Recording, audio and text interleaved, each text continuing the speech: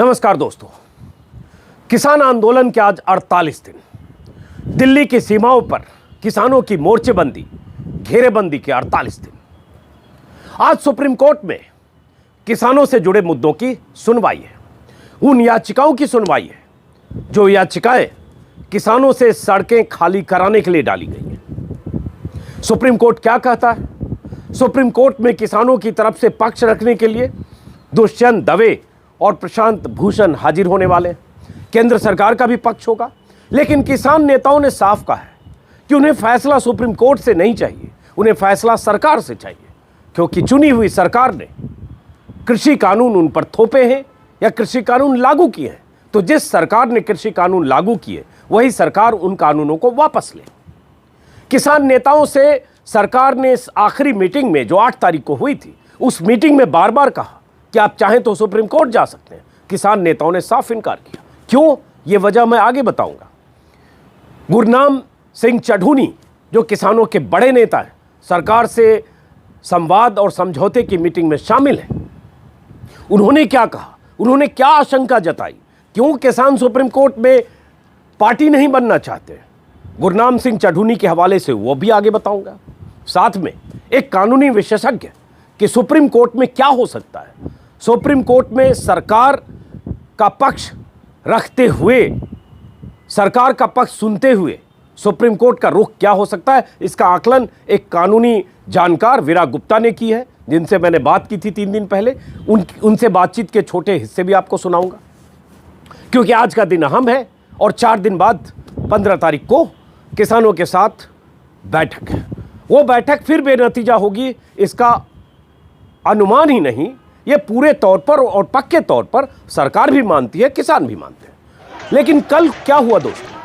कल करनाल के एक गांव में मनोहर लाल खट्टर की सभा होनी थी। सभा किसानों को समझाने की, सभा किसानों को बताने के लिए कि ये कानून आपके लिए कितना हितकारी है। लेकिन उस सभा के दौरान या सभा के शुरू होने के पहले, सभा तो हुई नहीं, सभा शुरू होने के पहले जिस ढंग से उस गांव के किसान ने और आसपास से आए आंदोलनकारी किसानों ने जिस ढंग से तोड़फोड़ की, हंगामा किया, मंच पर चढ़ाए, मंच को उखाड़ फेंका, हेलीपैड को नुकसान पहुंचाया और आखिरकार खट्टर की वो सभा नहीं हो पाई। मनोहर लाल खट्टर हरियाणा के मुख्यमंत्री अपने सूबे में एक सभा नहीं कर पाए, जो सभा कराने के लिए हजारों पुलिस वालों की तैनाती थी। क्या हुआ कल? हालांकि कल के वीडियो में मैंने आपको बताया है, लेकिन आज के अखबारों के हवाले से, और वो इसलिए क्योंकि मेरा ये वीडियो देश के बाहर दुनिया के कई देशों में लोग देखते हैं और वहाँ अभी रात हो रही होगी दुनिया के कई देशों में, तो इसलिए ये वीडियो उन सब के लिए भी होता है, पता चले कि दरअसल हुआ क्या। तो कल की जो खबर है, कल जिस ढंग से मनोहर लाल खट्टर की मीटिंग रद्द करनी पड़ी, उसको लेकर कई अखबारों की हेडलाइन है। भास्कर में विस्तार से कुछ जानकारी वो बताऊं, और उससे पहले एक और बात। बीजेपी के एक विधायक, राजस्थान के विधायक मदन दिलावर ने एक शर्मनाक बयान दिया। मदन दिलावर ने कहा कि ये किसान बिरयानी खा रहे हैं, मुर्गे खा रहे हैं और जमकर पिकनिक मना रहे हैं, और एक तरह से ये सामूहिक रूप से जिस ढंग से रह रहे हैं, ये बर्ड फ्लू फैलाने की साजिश है। समझिए, एक विधायक बीजेपी का कहता है कि ये बिरयानी खा रहे हैं, ये मुर्गे खा रहे हैं, ये सामूहिक रूप से रह रहे हैं, काजू बादाम खा रहे हैं, सभी प्रकार के ऐश्वर्य कर रहे हैं, ऐश्वर्य मतलब अय्याशी कर रहे हैं, वेश बदल बदल कर वहाँ आ रहे हैं। उसमें आतंकी भी हो सकते हैं, चोर लुटेरे भी हो सकते हैं, और ये सब लोग देश को बर्बाद करना चाहते हैं। ये बीजेपी विधायक ने कल वीडियो जारी करके अपना बयान दिया। और साथ में बड़ी बात कि बर्ड फ्लू फैलाने की साजिश है, षड्यंत्र है, बीजेपी का कोई विधायक कहता है। तो पहली बात, मदन दिलावर जी, आप बेलगाम बेजुबान हो सकते हैं, बेलगाम बदमिजाज और किसानों के दुश्मन हो सकते हैं। इन आंदोलनकारी किसानों के, आंदोलनकारी किसानों का रवैया आपको नापसंद हो सकता है, नागवार गुजर सकता है, लेकिन मैं सिंघू बॉर्डर भी गया हूं, मैं टिकरी बॉर्डर भी गया हूं, मैं गाजीपुर बॉर्डर भी गया हूं, मैं बुराड़ी के मैदान में भी गया हूं, और एक बार ने कई बार गया हूं, दर्जनों बार गया हूं। मैंने आज तक किसी भी लंगर में बिरयानी मतलब आपकी बिरयानी का मतलब समझता हूं, चिकन बिरयानी, चिकन और मुर्गे बनते कटते मैंने नहीं देखे। और मैं आपको चुनौती देता हूं, किसी भी लंगर में किसी भी आंदोलन स्थल पर अगर ये बनता हुआ आपको दिखाओ, लंगर में बिरयानी नहीं बनती है, चिकन नहीं बनता, बिरयानी वेज बिरयानी एक अलग चीज़ है, जिस बिरयानी से आपका आशय है, तो आपको जानकारी होनी चाहिए और शर्म आनी चाहिए। लानत भेजता हूं आपको कि आप बदनाम करने के लिए इस हद तक आ जाते हैं कि किसानों का जो लंगर चल रहा है, जो गुरु नानक के नाम से लंगर है, जो 550 साल पुरानी रवायत है, परंपरा है, जिसका वो निर्वाह करते हैं, जिसमें हलवा मिलता है, पूरी मिलती है, सब्जी मिलती है, रोटी मिलती है, चावल मिलता है, दाल मिलता है, कुछ भी मिलता है, लेकिन वहां मुर्गे की बिरयानी, चिकन बिरयानी न बनता है न वो खा रहे। लेकिन आप, चूंकि आपको दुश्मनी इन किसानों से है, चूंकि आप सरकार परस्त, सरकार की चाटुकारिता में, सरकार वाली सरकारी पार्टी के हिस्सा है, इसलिए आप इन्हें बदनाम करने के लिए अगर आप ये कहते हैं कि बर्ड फ्लू फैलाने की साजिश है, तो इसी तरह से बात हो गई जैसे जब कोरोना फैल रहा था तो एक धर्म विशेष को बदनाम करने के लिए कहा गया कि कोरोना बम है, ये इस्लामिक बम है। वैसे ही आज आप कहेंगे ये बर्ड फ्लू, ये वो लोग फैला रहे हैं जो धरना दे रहे हैं, प्रदर्शन कर रहे हैं। और एमपी में बर्ड फ्लू की शुरुआत एमपी से हुई। एमपी में कहाँ किसान ऐसे सामूहिक रूप से बैठे हैं? बैठे तो दिल्ली के बॉर्डर पर हैं, दिल्ली की सीमाओं पर हैं।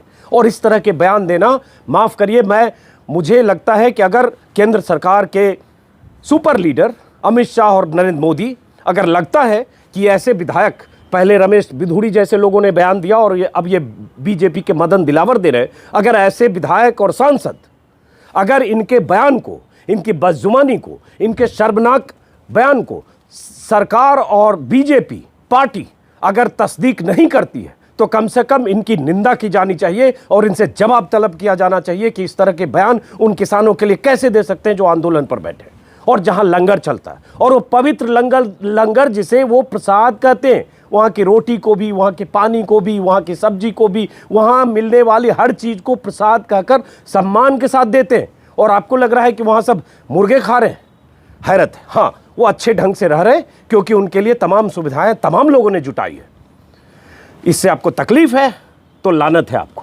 पर आगे की खबर दोस्तों, जो मैं पहले बता रहा था, थोड़ा आक्रोश में आया सुनकर जब ऐसी बातें होती है कि मुर्गे और बिरयानी खाकर सामूहिक रूप से ये बर्ड फ्लू फैलाने की साजिश रच रहे हैं, तो लानत भेजने के अलावा मेरे पास कोई शब्द नहीं है। फिलहाल आगे मनोहर लाल खट्टर के कार्यक्रम में जो हुआ, जैसे भास्कर की पहली लीड है, सीएम के मंच पर महासंग्राम, किसानों ने हेलीपैड खोदा, पंडाल में तोड़फोड़, और जब ये हुआ, बहुत विस्तार से कल के वीडियो में बताया, फिर भी बता दूं कि आंसू गैस के गोले दागे गए, वाटर कैनन का इस्तेमाल किया गया, किसान फिर भी नहीं माने। किसान वो किसान नहीं जो बीजेपी की तरफ से बुलाए गए थे, वो किसान जो दरअसल किसान थे, जो उसी गांव के वासिंदे थे जहां ये महापंचायत हो रही थी, और आसपास के गांवों से किसान जो वहां आए थे, जो कह रहे थे कि आप बाहर से लोगों को भाड़े की भीड़ जुटाकर आप ये पंचायत करके बताना चाहते हो। उसके प्रतिरोध में जो किसान आए थे, उन लोगों ने काफ़ी हंगामा किया, पुलिस ने रोकने की कोशिश की, लाठी डंडे भी चले, और उसके बाद हेलीकॉप्टर वहां नहीं उतर पाया,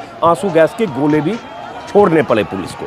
इसी में है कि जो बीजेपी स्टेट प्रेसिडेंट थे ओम प्रकाश धनखड़, करनाल सांसद संजय भाटिया, खेल मंत्री संदीप सिंह, विधायक राजकुमार कश्यप, अरविंद कल्याण समेत अन्य नेताओं को बचाव के लिए साथ लगते मंदिर परिसर में जाना पड़ा, छिपना पड़ा।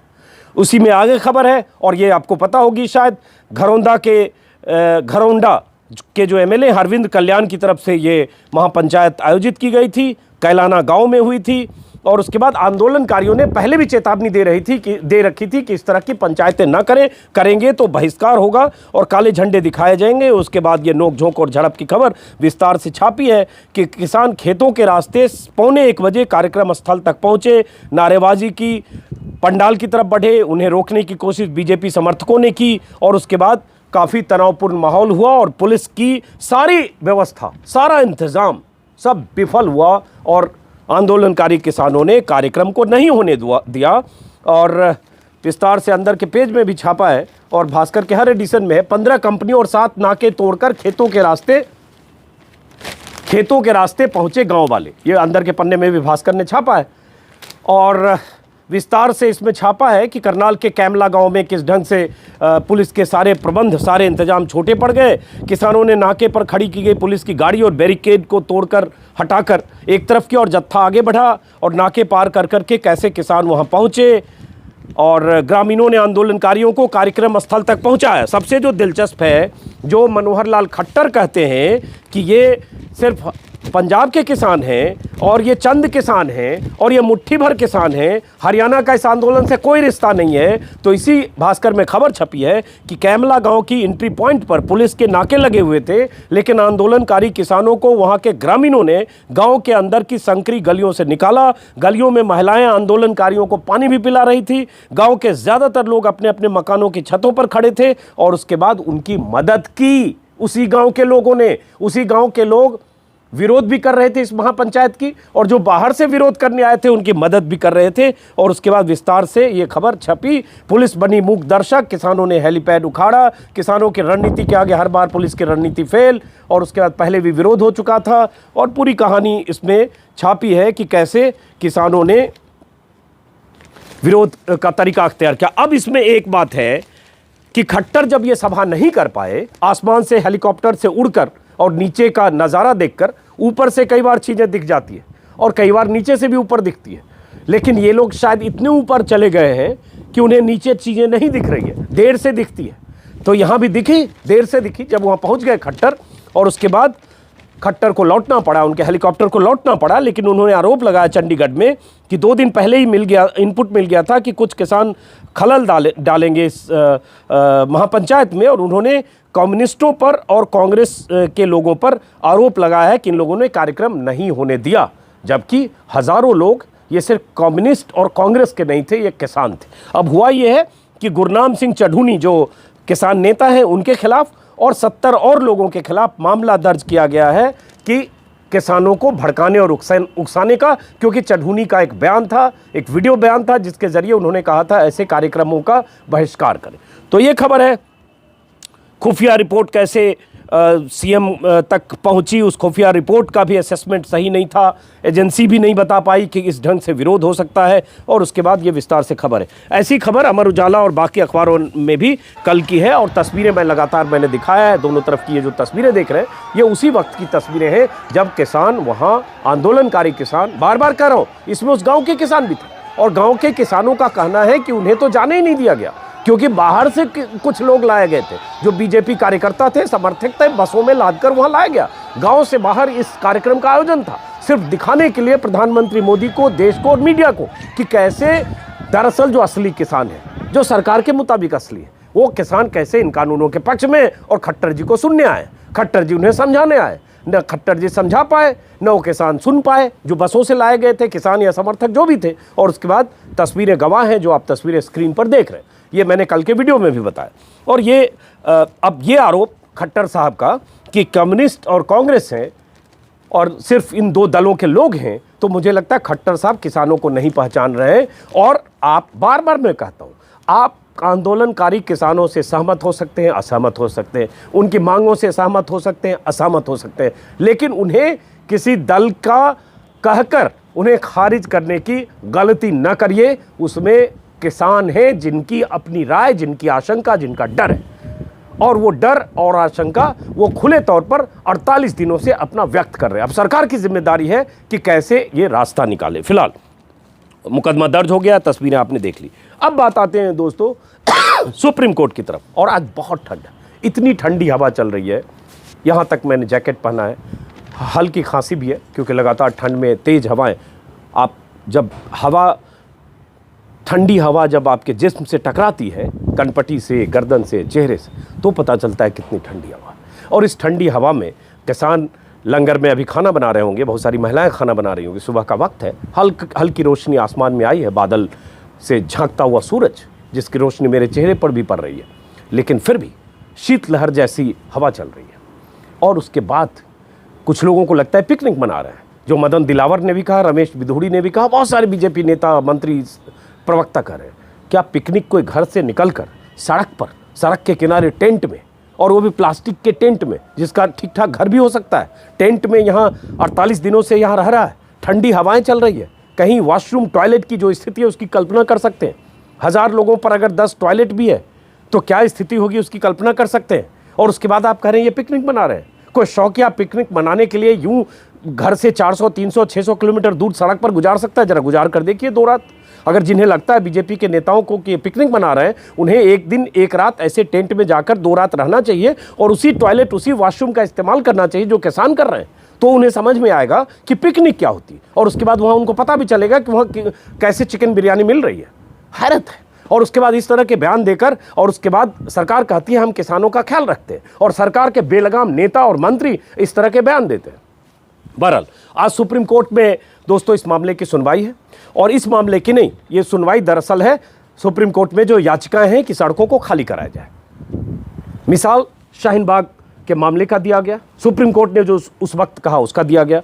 तो लेकिन किसान नेताओं को एप्रीहेंशन है सरकार के रवैये से, और सुप्रीम कोर्ट का दरवाजा खटखटाने, सुप्रीम कोर्ट में पक्षकार बनने के पक्ष में नहीं है। तो पहले एक लीगल एक्सपर्ट हैं, कानूनी जानकार हैं, सुप्रीम कोर्ट में एडवोकेट हैं, विराग गुप्ता, उनसे मैंने 2 दिन पहले बात की थी। मैं चाहता हूं उस बातचीत के छोटे से टुकड़े को आपको सुनाऊं, जिससे आपको अंदाजा लगेगा कि सुप्रीम कोर्ट में क्या क्या हो सकता है, क्योंकि कानूनी पहलू के बारे में कोई कानूनी जानकार बताए तो बेहतर है। तो विराग गुप्ता को पहले सुनिए, और उसके बाद गुरनाम सिंह चढ़ूनी को, जो किसानों के बड़े नेताओं में से एक हैं, रणनीतिकारों में से एक हैं, उनको भी सुनिए। उससे भी आपको अंदाजा लगेगा कि उनके एप्रीहेंशन क्या है और वो क्यों सुप्रीम कोर्ट नहीं जाना चाहते। तो सबसे पहले विराग गुप्ता, सुप्रीम कोर्ट में 11 को जो सुनवाई है, उस सुनवाई में क्या हो सकता है? नहीं, देखिए सुप्रीम कोर्ट में क्या हो सकता है इसका कयास लगाना मुश्किल है। सरकार का क्या वहां पर पक्ष है और दूसरे जो पिटिशनर है वहां पर कैसे अपना पक्ष रखते हैं। मोटे तौर पर सुप्रीम कोर्ट में 4 तरह के मामले हैं। पहले मामला वो है जिसमें कि इन कानूनों को वैधानिकता की जो जांच करने की मांग की गई है कि असंवैधानिक है। जो दूसरा मामला ये है कि किसानों को दिल्ली में प्रदर्शन करने की आजादी दी जाए। जो तीसरा मामला है वो मामला ये है कि किसानों के आंदोलन से जनता को नुकसान हो रहा है, कष्ट हो रहा है, और इस आंदोलन को रोका जाए। और चौथा एक जो नया पहलू अभी आ रहा है वो ये है कि जो किसानों के आंदोलन से कोरोना फैलने का जो डर है, कम्युनिटी स्प्रेड हो सकता है मरकज और दूसरे मामलों की तरह, तो इस आंदोलन में क्या सेफगार्ड किए जाएं। तो 4 तरह के पक्ष हैं। लेकिन पिछली बार जो सुप्रीम कोर्ट में हुआ था और जो कल सरकारी प्रतिनिधियों ने बोला, तो उससे यह साफ है कि जो किसान सरकार से मिल रहे हैं, जब तक वो सुप्रीम कोर्ट में पक्षकार नहीं बनेंगे तब तक इफेक्टिव सुनवाई नहीं हो पाएगी। तो अब सवाल यह उठता है विराग गुप्ता साहब कि किसान नेताओं ने तो कल साफ साफ कह दिया कि हम सुप्रीम कोर्ट नहीं जाएंगे, आप फैसला करिए, चुनी हुई सरकार है, संसद से कानून पास हुआ, इसलिए हम सरकार से बात करना चाहते हैं। और सरकार का रवैया आपको पता ही होगा, जो शुरू में भी मैंने कहा, सरकार शायद चाहती है कि सुप्रीम कोर्ट दखल दे। क्या हम इसको ऐसे माने कि सरकार गेंद अब सुप्रीम कोर्ट के पाले में डालना चाहती है, क्योंकि सरकार जिस तरह से चाहती है किसान आंदोलन खत्म हो या अपनी मांगों से वो पीछे हटे, कानून रद्द करने की मांग से, तो इसलिए सरकार चाहती है कि सुप्रीम कोर्ट दखल दे। क्या ऐसे समझा जाए? नहीं, निश्चित तौर पे सरकार ऐसा कोई भी कदम उठाना चाहती जिससे कि इस आंदोलन को टेम्परेरीली सस्पेंड हो जाए और उनके पास एक समय मिले। तो जब सरकार के कैबिनेट मिनिस्टर किसानों से बोल रहे हैं कि आप सुप्रीम कोर्ट जाइए, तो मैं समझता हूं कि कोई बहुत अच्छी ये लोकतांत्रिक संवैधानिक प्रथा नहीं मानी जा सकती है, क्योंकि संसद ने अगर कानून पास कर दिया है और कानून पास कराने वाले मंत्री खुद ही बोले कि आप सुप्रीम कोर्ट जाइए, इसका मतलब है कि वो जुडिशियल एक्टिविज्म को बढ़ावा दे रहे हैं, जो एक लोकतंत्र के लिहाज से संविधान के 4 खंभों का जो संतुलन है उसके लिहाज से स्वस्थ नहीं कहा जा सकता। सरकार को क्यों लगा कि सुप्रीम कोर्ट जाना चाहिए, या सरकार के मंत्री ने क्यों कह दिया किसान नेताओं को? पिछली मीटिंग में भी कहा था कि आप चाहें तो सुप्रीम कोर्ट जाएं। तो इसकी वजह क्या लगती है आपको, सरकार के इस रुख की वजह? नहीं, देखिए मुझे इसमें 2 वजहें दिखती हैं। एक तो हठधर्मिता है और दूसरा एक नाक का सवाल है। तो हो सकता है कि सरकार को लगे कि हम इतने आगे आ चुके हैं कि अब अगर इन कानूनों को हम रद्द करेंगे तो ये हमारी साख खत्म करेगा। तो हो सकता है कि सरकार ये चाहती हो कि अगर सुप्रीम कोर्ट इन कानूनों को रद्द कर दे तो एक थोड़ी उनकी एक अच्छी उनकी स्थिति बनी रहेगी। यह राजनीतिक दृष्टिकोण हो सकता है। और दूसरा दृष्टिकोण ये हो सकता है कि सुप्रीम कोर्ट के पास अगर मामला चला जाएगा तो जब सबजुडिस मैटर होता है तो सबजुडिस मैटर में कोई विरोध आंदोलन नहीं किया जा सकता है, क्योंकि ये माना जाएगा कि सुप्रीम कोर्ट को प्रभावित करने की कोशिश की जा रही है। इसलिए सबजुडिस मैटर के दौरान यह आंदोलन खत्म हो जाएगा। ये 2 मंशाएं सरकार की हो सकती हैं। अच्छा, एक चीज और बताएं, लास्ट में 1-2 सवाल और। जैसे शुरू में कहा कि ये सुनवाई में लंबा वक्त लग सकता है, तो सवाल उठता है कितना लंबा वक्त। अगर पहली सुनवाई 11 को हुई, जैसे पिछली जो सुनवाई थी 3 दिन पहले, उसमें जब सॉलिसिटर जनरल ने कहा कि हम इस सुनवाई को टालना चाहते हैं क्योंकि सरकार के साथ किसान नेताओं की मीटिंग प्रस्तावित है और उस मीटिंग के पहले हम नहीं चाहते कि सुप्रीम कोर्ट को निर्देश दे, तो सुप्रीम कोर्ट ने कहा ठीक है हम 11 को सुनवाई करते हैं, आप चाहेंगे तो हम उसको और टालेंगे अगर कोई रास्ता निकलता दिखेगा। तो अब लगता है कि सुप्रीम कोर्ट 11 सुनवाई करेगा क्योंकि 15 तारीख 4 दिन बाद है, या फिर सुप्रीम कोर्ट भी एक बार टालेगा कि ठीक है 15 को एक बार फिर मिल लीजिए आप, उसके बाद देखते हैं। नहीं, देखिए, जो न्यायिक व्यवस्था है उसको अगर आप आम जनता की भाषा में बोलें तो शादी ब्याह के समय में आप कपड़े सिलवाने जाते हैं तो जो सूट सिलवाने के लिए दर्जी कई बार 3 महीने 4 महीने ले लेता है, लेकिन नॉर्मल कोर्स में आप जाते हैं तो 1 दिन के भीतर सूट सिल जाता है, क्योंकि सूट सिलने में तो समय 3-4 घंटे लगता है, लेकिन बाकी 3-4 महीने समय इसलिए लग रहा है कि बाकी बहुत सारा काम है। तो सुप्रीम कोर्ट के सामने अनेक बड़े मैटर पेंडिंग रहते हैं जिनमें सुनवाई चलती रहती है। तो इस मामले में भी सुनवाई के 3 चरण रहेंगे। पहला चरण ये रहेगा कि जब सुप्रीम कोर्ट के सामने जो बेंच है उसके सामने नियमित सुनवाई हो।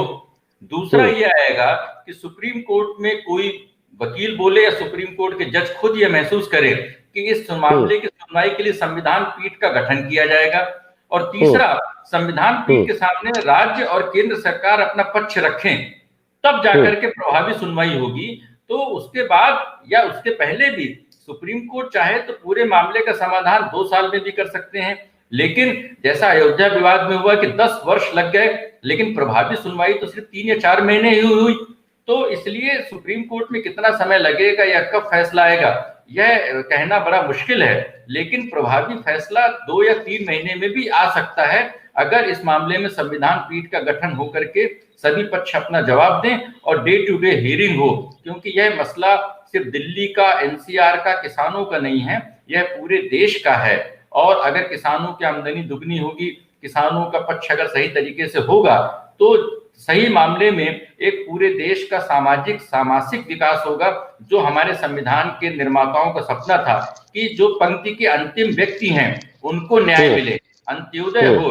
तो वो जो वी द पीपुल हैं, जो हम भारत के लोग हैं, प्रस्तावना में लिखा गया है, तो किसानों को न्याय मिलने से वह प्रस्तावना सार्थक होगी। और यह सरकार, सुप्रीम कोर्ट और किसान नेताओं सभी का यह एक प्रयास होना चाहिए कि संविधान की वह अवधारणा सफल हो जिसमें जो समाज के आखिरी व्यक्ति हैं, जो गरीब कमजोर किसान हैं, उनको न्याय मिले। और उसके लिए जरूरी ये है कि सरकार भी सही तरीके से विचार करे, किसान नेता भी इसमें फ्लेक्सिबल रहे, और सुप्रीम कोर्ट में अगर मामला आता है तो जल्द से जल्द प्रभावी और एक सही तार्किक सुनवाई हो। और मुझे लगता है कि बड़े लंबे मामले को जटिल बनाने की बजाय सिर्फ और सिर्फ एक मुद्दे पर सुनवाई होनी चाहिए कि क्या सरकार को इस मामले पर कानून बनाने का अधिकार है या नहीं। इसके अलावा मुझे नहीं लगता है कि कोई बहुत बड़ा संवैधानिक पक्ष है इस पूरे मामले पर। बहुत अहम बात आपने कही कि क्या केंद्र सरकार को इस मुद्दे पर कानून बनाने का अधिकार है या नहीं। अगर आप उसकी वैधानिकता को कानूनी पहलू के नजरिए से आप कह रहे हैं विराग गुप्ता, तो आप कह रहे हैं यह अधिकार केंद्र को नहीं है। सही कह रहा हूं मैं? जी जी जी, नहीं, ये बात तो सरकार ने मानी, क्योंकि सरकार बोल रही है कि हमने स्वामीनाथन कमीशन की 201 में से 200 रिपोर्टें लागू कर दी हैं। मुझे वो कहीं नहीं दिखा कि वो 201 कहाँ है, 200 कहाँ है। तो स्वामीनाथन कमीशन ने अपने स्पष्ट तौर पर बोला था, उन्होंने महात्मा गांधी को उन्होंने कोट किया था और उन्होंने बोला था कि भाई ये कॉन्करेंट लिस्ट में लाना चाहिए। तो सवाल यह है कि कृषि को कॉन्करेंट लिस्ट में लाए बगैर कृषि कानून कैसे बनाए जा सकते हैं, यह एक अहम मसला है। इसमें कोई बहुत लंबी चौड़ी सुनवाई की समझ की आवश्यकता नहीं है। चलिए विराग जी, बहुत बहुत शुक्रिया आपका। आपने जितनी बातें की, मुझे लगता है बहुत सारे लोगों को समझ आएगी बात कि सुप्रीम कोर्ट में क्या हो सकता है। इन कानूनों की वैधानिकता पर सवाल उठ सकता है, केंद्र सरकार के दायरे पर सवाल उठ सकता है, और साथ में ये कि केंद्र सरकार की मंशा और मकसद क्या होगा अगर सरकार चाहेगी कि किसान सुप्रीम कोर्ट जाए, और किसान नेता अगर कह रहे हैं हम नहीं जाएंगे तो कितना लंबा खिंच सकता है। बहुत बहुत शुक्रिया आपका विराग गुप्ता जी, पूरी बात करने के लिए शुक्रिया आपका। तो ये आपने सुना विराग गुप्ता को। मैंने 2 दिन पहले इनसे बात की थी और आज सुनवाई है 11:30 बजे से। अब जरा सुनिए गुरनाम सिंह चढ़ूनी क्या कह रहे हैं। क्यों उन्हें लगता है कि सुप्रीम कोर्ट जाने के पक्ष में किसान यूनियन नहीं है? सुनिए चढ़ूनी को। अच्छा ये बताइए, आप चूंकि अब लड़ने की बात कर रहे हैं, कल भी बात जीतेंगे या मरेंगे जैसी बात भी अंदर हुई मीटिंग के दौरान, एक देखा मैंने नोट दिखाते हुए कोई किसान। अब बात कर रहा हूं कि सुप्रीम कोर्ट का एक दरवाजा है जिसको कल कई किसान नेताओं ने कहा कि हम सुप्रीम कोर्ट नहीं जाएंगे, चुनी हुई सरकार है, सरकार ने ये कानून थोपा तो सरकार फैसला करे। सुप्रीम कोर्ट को लेकर आप लोगों की क्या राय है? क्या सुप्रीम कोर्ट में किसान यूनियन जा सकती है? आज तक कोई फैसला आपने सुप्रीम कोर्ट का देखा जो उसने सरकार के विरुद्ध कर दिया हो? कोई एक फैसला बताइए। सुप्रीम कोर्ट बने हुए कानून को या लागू करता है, बने हुए कानून जो कानून बन जाता है उसी के, सुप्रीम कोर्ट नया कानून नहीं बना सकता, बने हुए कानून को तोड़ नहीं सकता। केस भी इन्होंने ही करवाए अपने आदमियों से। हम कब गए कोर्ट में? हमने कब कहा कोर्ट को हमारी बात सुने? हमने तो कहा ही नहीं। कोर्ट ने हमें कहा कि अपनी बात सुनाइए। अरे हम सुनाए ना सुनाए, कोर्ट का फैसला क्या आएगा हमें क्या पता? सरकार के दबाव में कर दी। अगर इस सरकार ये षड्यंत्र रचती है कि कोर्ट के माध्यम से केस करके और कोर्ट से कहलवा दें और फिर लोगों को, फिर देश को ये बताएं कि देखो ये तो कितने बागी लोग हैं, ये सुप्रीम कोर्ट की बात भी नहीं मानते, ये बात देश के सामने रखना चाहते हैं वो लोग। ये अंदेशा है आपको? अंदेशा नहीं, यकीन है। यकीन है, इसी के लिए कर रहे हैं। वरना किसी को क्या जरूरत पड़ी थी केस करने की, मुकदमे करने की? सुप्रीम कोर्ट में जाएगा। हम तो सुप्रीम कोर्ट में हमारा एक्शन रहा, हम तो नहीं गए। हमें जाना चाहिए था, हम तो नहीं गए कोर्ट में। हम तो सरकार को कह रहे हैं तुमने कानून बनाया, तुम वापस ले लो। लेकिन सुप्रीम कोर्ट ने पहली बार तो कहा था कि राइट टू प्रोटेस्ट किसानों का अधिकार है और उससे वंचित नहीं किया जा सकता। अभी कुछ लीगल एक्सपर्ट हैं, आज भी मैंने किसी से बात की, उनका कहना है कि सुप्रीम कोर्ट में इस कानून की वैधानिकता पर भी सवाल उठ सकता है। स्टेट अफेयर्स है, क्या केंद्र को यह कानून बनाने की इजाज़त थी और केंद्र ने सही किया? तो एक पक्ष ये भी हो सकता है कि अगर सुप्रीम कोर्ट में सुनवाई हो तो सरकार की भी शिकस्त हो सकती है। देखिए, हो सकता है सरकार ने तो पहले राय अपने एक्सपर्टों से ली होगी, ऐसे तो नहीं बना दिया। उन्होंने एग्रीकल्चर कानून नहीं बनाया, ट्रेड के लिए बनाया, व्यापार के लिए बनाया, कृषि व्यापार के लिए बनाया। समझे इस बात को, पूरा देश समझे, पूरी दुनिया समझे इस बात को। वो कह रहे हैं किसानों के लिए बनाया है, किसानों के लिए कानून नहीं बनाया गया, एग्रो बिजनेस के लिए बनाया गया है। पूरी दुनिया समझे इस बात को। चालाकी है कि इसको कह सके कि ये स्टेट अफेयर से बाहर है। बनाया कृषि व्यापार के लिए, नाम किसानों का ले रहे। किसानों के लिए तो कानून बनाया ही नहीं गया। हमने कब मांगा था कानून के ये कानून बनाए? कृषि व्यापार के लिए बनाया गया। और एक बात आपको और बता दूं, कृषि जो है वो व्यापार नहीं होता। वो अन्न होता है, अन्न पेट भरने के लिए होता है। पेट कीड़े मकोड़े का, पशु का, जानवर का, सबका भरना चाहिए, आदमी का भी भरना चाहिए। बच्चा पैदा होने से पहले माँ के थनों में दूध आ जाता है, ऊपर वाला देता है, ऊपर वाला देता है। ये सरकार का काम नहीं है। सरकार का काम तो भूखे को रोटी देना है, भूखे की रोटी छीनना नहीं है।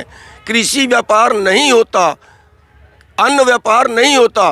पूरे देश का जो अन्न है वो चंद लोग दबा के बैठ जाएं और वो कहें हम तो नहीं खिलाते देश को, ये तो हमने खरीदा है, हमने अपने पैसे सारे देश का माल खरीद लिया, हम तो नहीं देते अब देश को खाने के लिए, तो मारते हैं देश को वो। अच्छा ये बताइए, आप ये कह रहे हैं ये पक्ष है और इसलिए किसान आंदोलन कर रहे हैं 45 दिनों से, लेकिन नरेंद्र तोमर या सरकार की तरफ से बार बार कहा जाता है कि देश की भावनाओं का भी ख्याल रखना चाहिए, देश में करोड़ों किसान हैं जो इसके पक्ष में। ये उनका तर्क सरकार की तरफ से बार बार दिया जा रहा है। मैं कह रहा हूँ ये किसान के लिए कानून बनाया ही नहीं गया। हाँ, करोड़ों लोग हैं जो भूख से मरेंगे, केवल किसानों का आंदोलन नहीं है ये, और केवल किसान को नुकसान नहीं होगा, सवाल उपभोक्ता का है। किसान के लिए ना कानून बनाया गया है, किसान का तो जो कुछ होगा सो होगा। उपभोक्ता का सवाल है, क्या उपभोक्ता 200 रुपये किलो की दाल लेके खाएगा? क्या उपभोक्ता 80 रुपये किलो का प्याज लेके खाएगा? क्या उपभोक्ता 40 रुपये किलो का आलू लेके खा के जिंदा रह सकता है क्या हमारे देश का नागरिक, जहाँ ये एक साल की आमदनी एक परिवार की 20,000 रुपये, कुल 20,000 रुपये, उसमें जिंदा रह सकता है क्या इन रेटों पे? तो दोस्तों अब देखना है कि सुप्रीम कोर्ट का रुख क्या होता है। पिछली सुनवाई के दौरान केंद्र सरकार की तरफ से सॉलिसिटर जनरल ने कोर्ट में कहा था कि चूंकि अभी बातचीत चल रही है, अगली बातचीत की तारीख 8 दिसंबर को मुकर्रर है, माफ़ करें 8 जनवरी को मुकर्रर है, इसलिए उससे पहले सुनवाई न किया जाए। तब ये सुनवाई 11 जनवरी को तारीख तय हुई। अब देखना है क्या सरकार का रुख होता है, क्योंकि अगली तारीख 15 जनवरी है। क्या सरकार वही स्टैंड लेती है कि अभी 15 जनवरी तक इंतजार किया जाए, या जिस ढंग से नरेंद्र तोमर ने 8 तारीख के मीटिंग के बाद कहा कि सरकार सुप्रीम कोर्ट के फैसले और निर्देश को मानने के प्रति प्रतिबद्ध है, उससे इस बात का संकेत मिला था कि सरकार चाहती है कि सुप्रीम कोर्ट इसमें दखल दे। तो आज सरकार का रुख सॉलिसिटर जनरल के जवाब से और दलीलों से पता चलेगा कि सरकार क्या चाहती है। और सरकार अगर ये चाहती है कि सुप्रीम कोर्ट दखल दे तो उसके मायने क्या हैं, वो धीरे धीरे जब दलीलों के बारे में विस्तृत जानकारी आएगी पता चलेगा, और मैं फिर अगले वीडियो में बताऊंगा। फिलहाल इस वीडियो को यहीं ख़त्म करता हूं दोस्तों। नज़र आज सुप्रीम कोर्ट की सुनवाई पर, और उसके बाद किसानों के बीच जहां भी जो कुछ देखूंगा वो मैं आपको दिखाऊंगा, ये वादा रहा। और अगर आप में से किसी ने मेरे YouTube चैनल को सब्सक्राइब नहीं किया है या मेरे Facebook पेज को लाइक नहीं किया है, तो ये दोनों काम करेंगे, इससे मेरा हौसला बढ़ेगा। ठंड के इस मौसम में मैं भी सुबह से रात तक किसानों से जुड़ी हर खबर आप तक पहुंचा रहा हूं। उसके लिए ज़रिया है मेरा YouTube चैनल और मेरा Facebook पेज। नमस्कार।